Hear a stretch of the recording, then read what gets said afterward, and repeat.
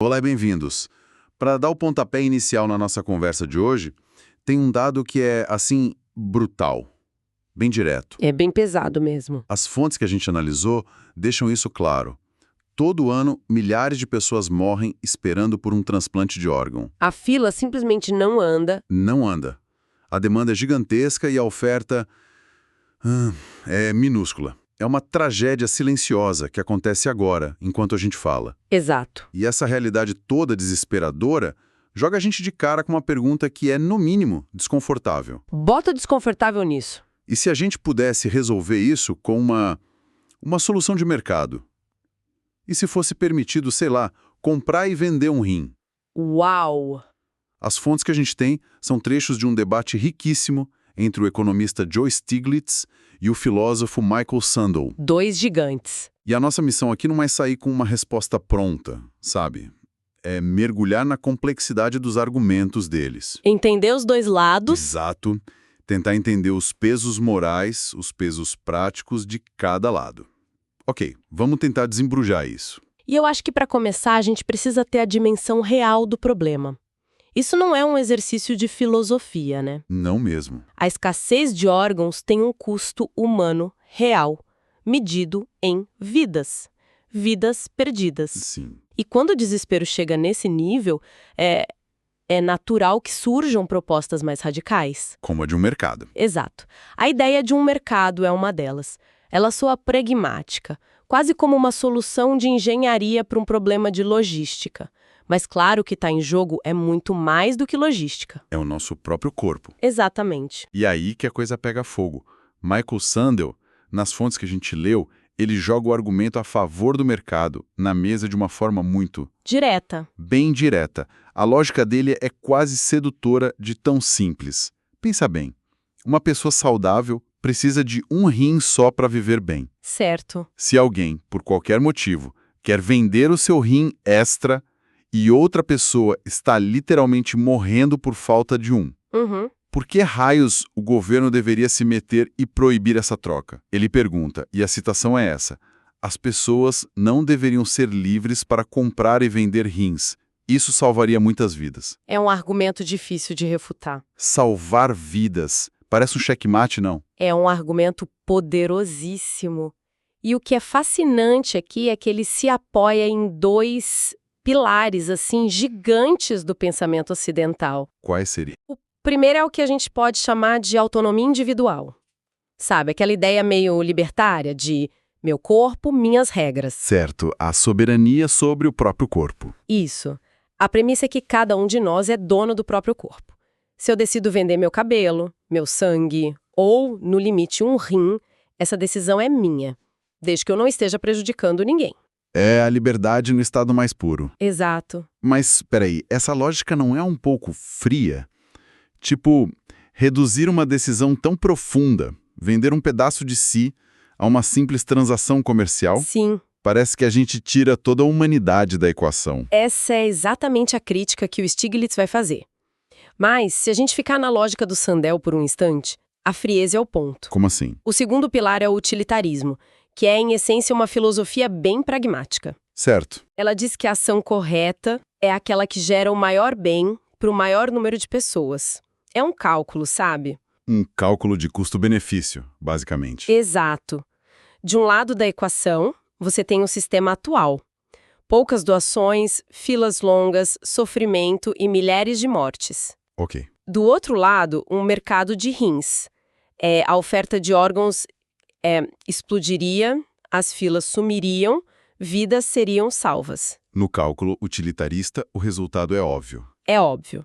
Proibir o mercado nessa visão não é uma atitude neutra. É uma escolha que, na prática, resulta em mortes que poderiam ser evitadas. Nossa, então a inação tem um custo? Chamar a proibição de causar dano ativamente é bem forte. É muito forte. Mas seguindo essa linha de raciocínio, faz sentido.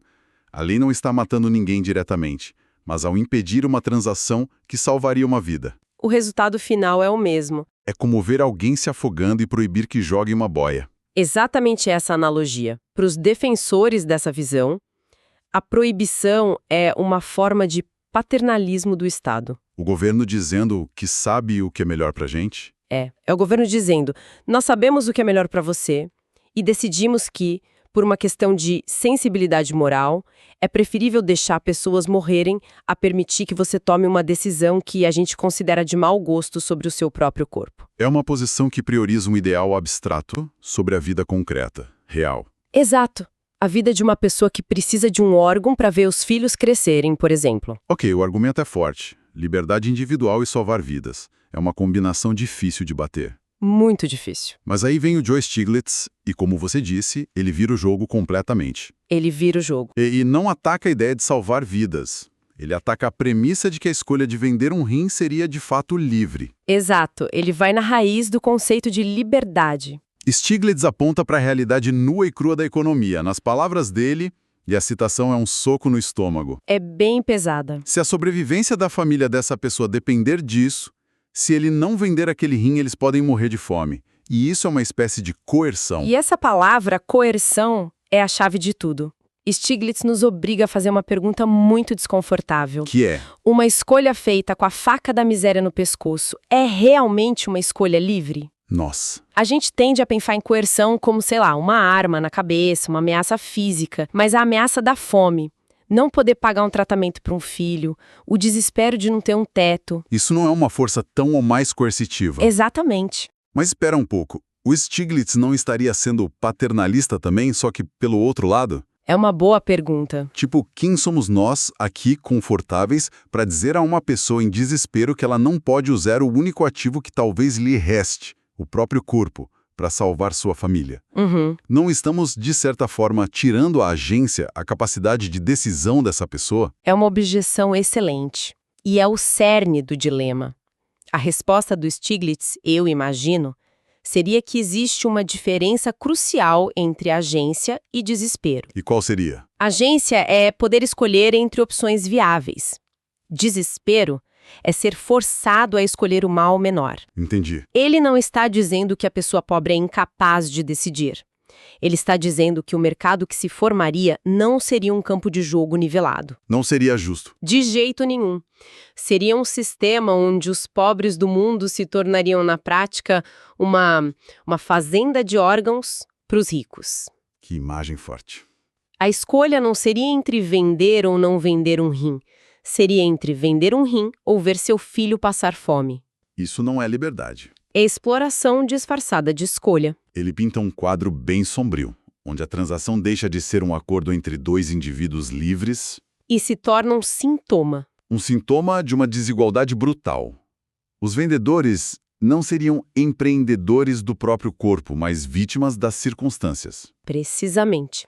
E isso se conecta a outra afirmação dele nas fontes. A maioria das comunidades diria que o direito de viver é um direito fundamental. O que, à primeira vista, parece um argumento a favor do mercado, né? O paciente na fila tem o direito de viver. Parece. Mas o Stiglitz faz uma inversão genial. Ah, é? Ele diz que esse direito também se aplica à pessoa que está sendo pressionada a vender o rim. Certo. O direito de viver não é só o direito de não morrer de insuficiência renal.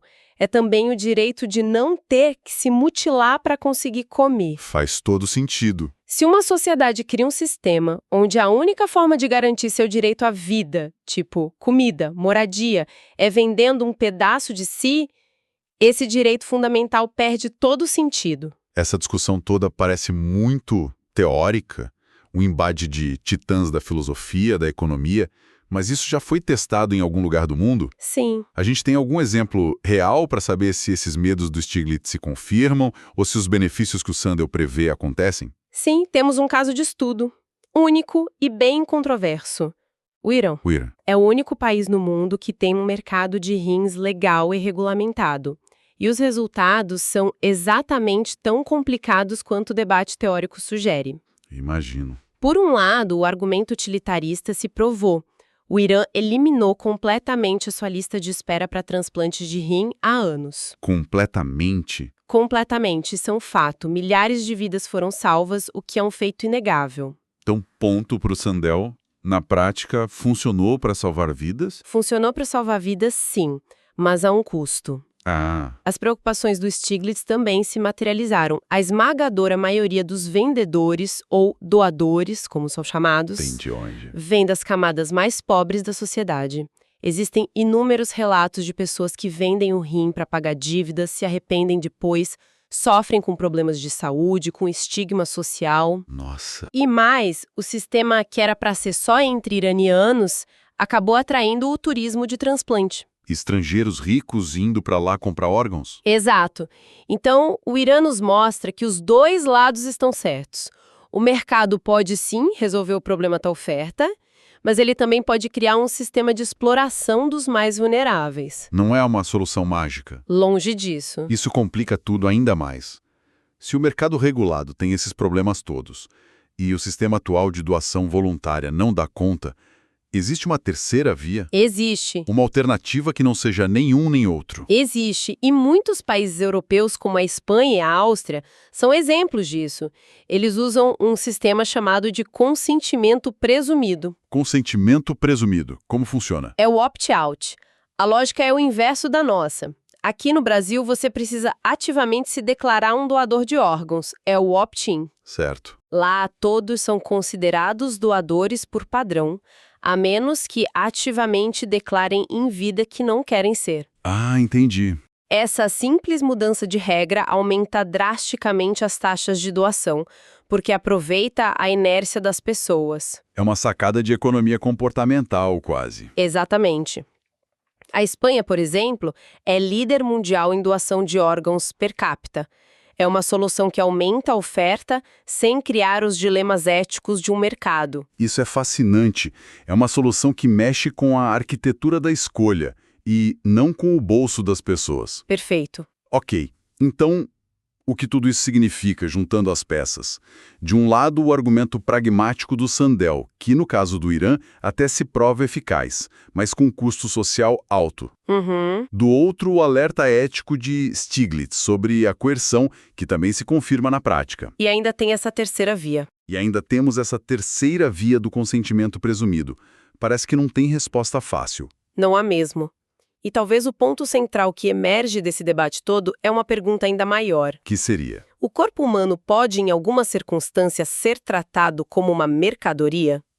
O mercado é uma ferramenta fantástica para alocar recursos, seja soja, carros, apartamentos. Certo. Mas será que essa ferramenta serve para tudo? A preocupação é que quando a gente coloca uma etiqueta de preço em algo, a gente muda fundamentalmente a nossa relação com aquilo. Como assim? Pense numa floresta. Uma floresta é um ecossistema, um lugar de beleza, um pulmão para o planeta. Ela tem um valor intrínseco. Sim. No momento em que a gente passa a enxergá-la só como madeira, com um preço por metro cúbico, ela perde todo esse outro significado. O valor comercial apaga os outros valores. Exato. A preocupação é que aconteça o mesmo com o corpo humano. Se permitirmos a venda de rins, corremos o risco de, como sociedade, passarmos a ver o corpo não mais como recipiente da nossa dignidade, mas como um conjunto de peças de reposição com valores de mercado. É o famoso slippery slope, a ladeira escorregadia. Exato. Se hoje é o rim, amanhã pode ser um pedaço do fígado, depois o aluguel de útero se torna puramente comercial e quando a gente vê, tudo virou mercadoria. É isso. A questão é: essa mercantilização degrada o valor da vida humana ou, como diria um defensor do mercado, ela simplesmente oferece uma nova forma de exercer a liberdade e salvar vidas. É um choque de visões de mundo. Um choque frontal entre a lógica da eficiência de mercado e os nossos valores mais profundos sobre o que significa ser humano. E eles não nos dão uma resposta, eles nos entregam o dilema de presente. Um presente bem incômodo, diga-se de passagem. Então, para recapitular, a análise das fontes nos deixa em uma encruzilhada.